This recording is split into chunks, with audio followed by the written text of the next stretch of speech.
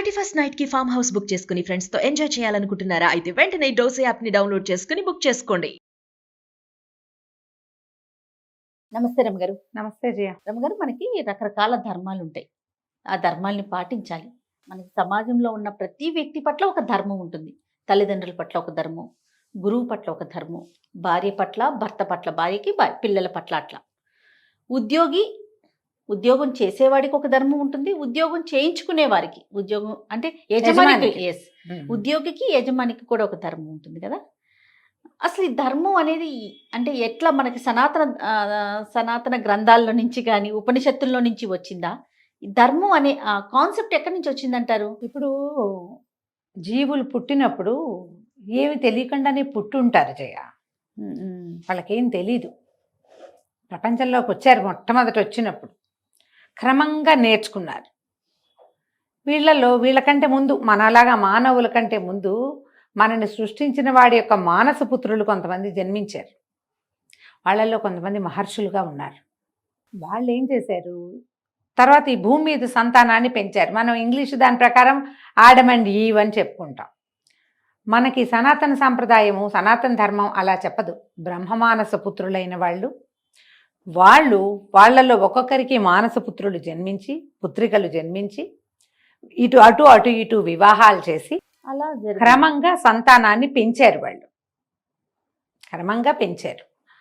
ఈ మన కశ్యప ప్రజాపతులు అంటారు వాళ్ళని. ఆ ప్రజాపతులే ఈ దేవ సంతానాన్ని పెంచారు, మానవ సంతతిని పెంచారు. వాళ్ళకే పక్షులు, పాములు, రాక్షసులు, దైత్యులు వీళ్ళందరూ జన్మించారు. దేవతలు కూడా వాళ్ళకి జన్మించిన వాళ్ళే.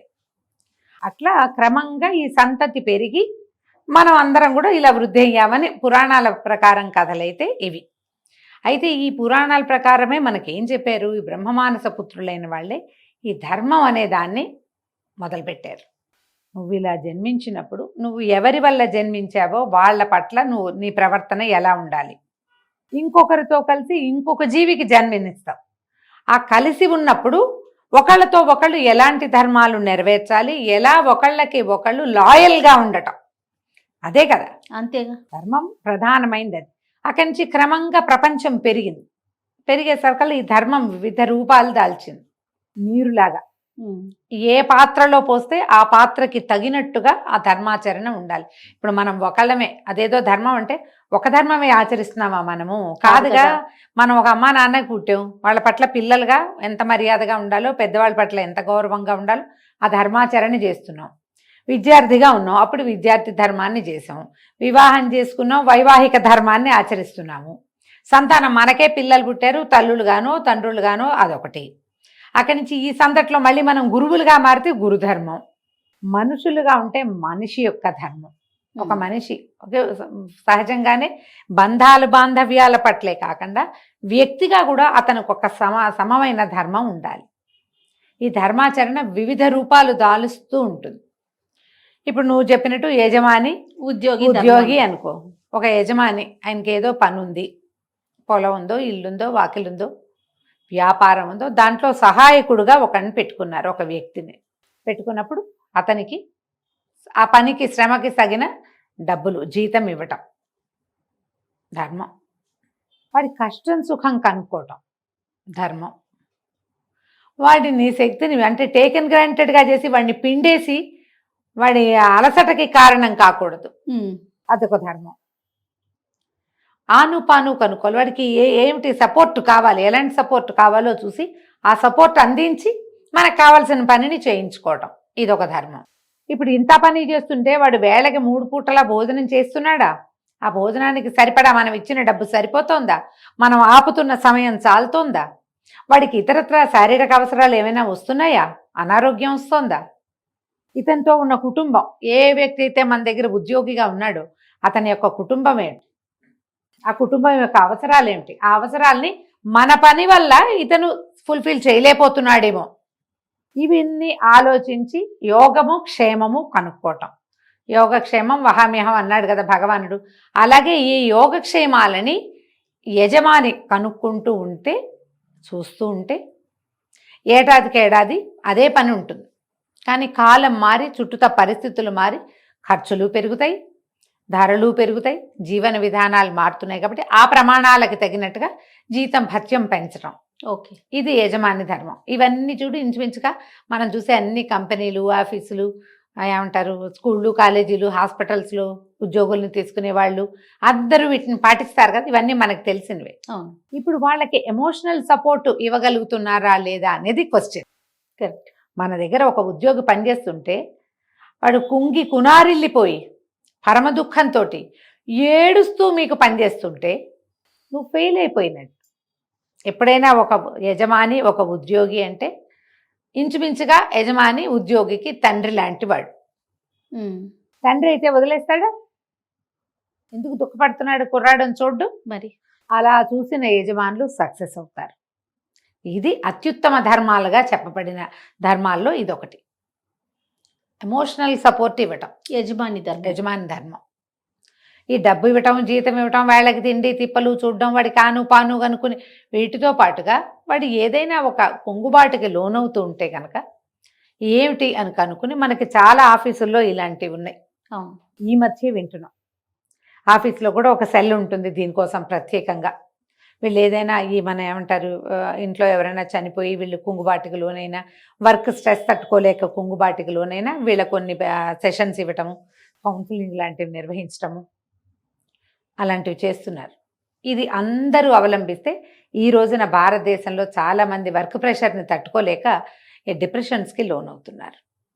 ఆ సమస్య కొంచెం తగ్గుముఖం పడుతుంది. ఈ ప్రెషర్ అంటే కేవలం సాఫ్ట్వేర్ వాళ్ళకి ఐటీలోనే ఉంటుందని అనుకోవద్దు. స్కూళ్ళల్లో, కాలేజీల్లో కూడా వర్క్ ప్రెషర్ ఉంటుంది. అవునండి. వాళ్ళని పిండేయటానికి చూడకూడదు. ఒక లెవెల్ దాకా చేసి ఆగిపోవాలి. ఆ లెవెల్ దాటినప్పుడు వీళ్ళకి థ్రెషోల్డ్ అందరికీ ఉండదు కదా. ఒక్కొక్కళ్ళు 4-5 గంటలు పనిచేసేయగలుగుతారు, ఒక్కొక్కళ్ళు 2 గంటలే పనిచేసి కొంచెం గ్యాప్ తీసుకోవాలనుకుంటారు. వాళ్ళ శక్తిని బట్టి కదా, వాళ్ళు సహించగలిగే దాన్ని బట్టి. ఈ రకమైన గమనిక యజమానుల్లో గనక వస్తే అది అత్యుత్తమ ధర్మంగా చెప్పబడుతుంది. ఇప్పుడు ఉద్యోగి మిగిలాడు, రెండో వాడి ఉద్యోగి. సాధారణంగా చాలా మంది ఏం చేస్తారంటే ఒళ్ళు దాచుకునే గుణం ఉంటుంది జనాలకి. ఈ ఒళ్ళు దాచుకోవడం అంటే ఎంత తీసుకుంటున్నామో ఒళ్ళు కందకుండా ఏదో చేశామని అనిపించి నామకే వాస్తే పనిచేసి ఈ డబ్బు ఎందుకు తీసుకుంటున్నాము అన్న ఇంగితం లేకుండా, వాళ్ళేం మన మేనమావ కొడుకు కాదు, మన యజమాని, మనకి డబ్బు ఇవ్వాల్సిన అవసరం లేదు, ఎందుకు ఇచ్చాడు, మన పనికి ఇస్తున్నాడు.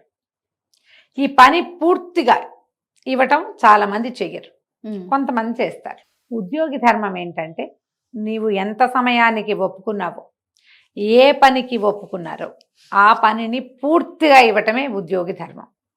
ఈ సమయంలో సంస్థ పట్ల లాయల్గా ఉండటం, ఏ వ్యక్తులతోటి మనం పనిచేస్తున్నామో వాళ్ళ పట్ల మనం లాయల్గా ఉండటం, నిబద్ధతతోటి వ్యవహరించటం, క్రమశిక్షణతోటి ఉండటం, సమయం పాటించటం.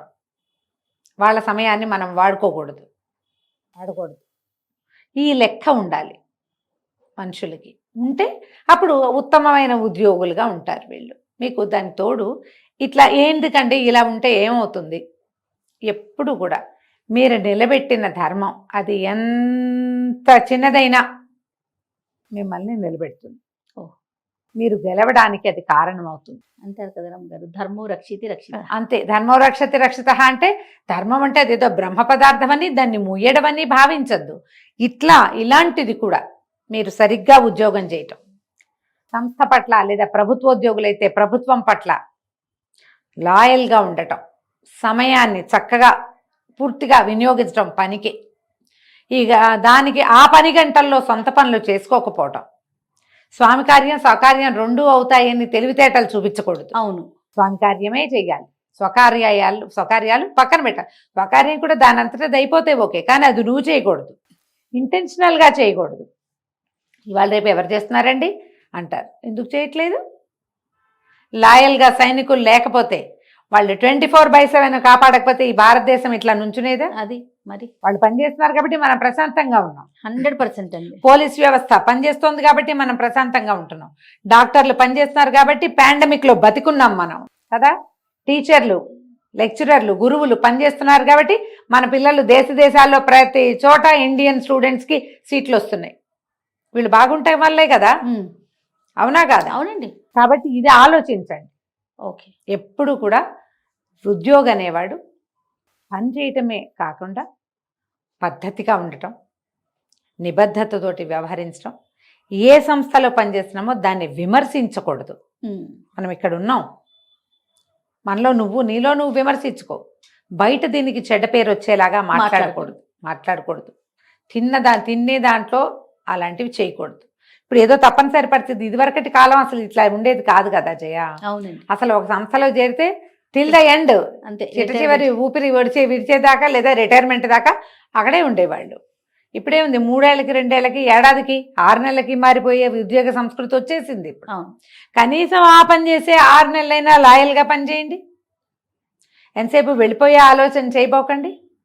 పోనీ వెళ్ళిపోయే ఆలోచన ఉన్న పనైనా సరిగ్గా చేయాలి కదా, సక్రమంగా చేయాలి కదా. రోజులు ఇలాంటి గనక మీరు ధర్మం నిలబెడితే ఆ ధర్మం మీ యందు నిలబడుతుంది. ఓకే, ఇది మనకి ప్లస్ అవుతుంది. రైట్. యజమానైనా అలాగే ఉండాలి, ఉద్యోగైనా కూడా ఇలాగే ఉండాలి. ఎప్పుడైతే ఇది పాటిస్తామో ఎంత కొంచెం కాలం చేసినా పని, చిన్న పనే చేసాం, తక్కువే చేసాం, సమయం తక్కువ, కానీ ఎట్మోస్ట్ సర్వీస్ ఇచ్చేసేయాలి. ఓకే, కనుక మనకి ధర్మం నిలబడుతుంది.